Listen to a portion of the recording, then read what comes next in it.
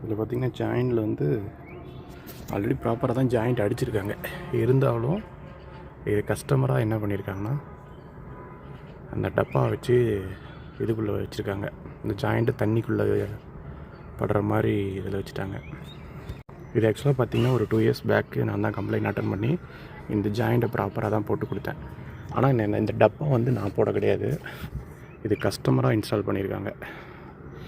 இந்த ஜாயிண்ட்டை பிரித்து காட்டுறேன் பாருங்கள் உங்களுக்கு. இப்போ பார்த்திங்கன்னா கனெக்டர் ரிமூவ் பண்ணிட்டேன். ஐ ஜாயிண்ட் மாற்றதே ஆகணும். இது வந்து பார்த்திங்கன்னா மறுபடியும் கனெக்டரை வந்து ரீப்ளேஸ் பண்ணி ஐ ஜாயிண்ட் வேறு போடணும். போட்டால் தான் இது ப்ராப்ளம் கிளியர் ஆகும். இப்போ பார்த்திங்கன்னா கனெக்டரை ரெண்டையும் கட் பண்ணிவிட்டு பழைய கனெக்டரே போட்டாச்சு. அந்த துருப்பிடிச்ச பகுதியெல்லாம் கட் பண்ணி எடுத்தாச்சு. பார்த்தாவே தெரியும். அடுத்தது வந்து பார்த்திங்கன்னா இந்த ஐ ஜாயிண்ட்டை போட போகிறோம். இதுதான் வந்து இந்த ப்ராப்பரான ஐ ஜாயிண்ட்டு, இதை தான் போட போகிறோம். இப்போ பார்த்திங்கன்னா ப்ராப்பராக மறுபடியும் ஜாயிண்ட் அடித்தாச்சு.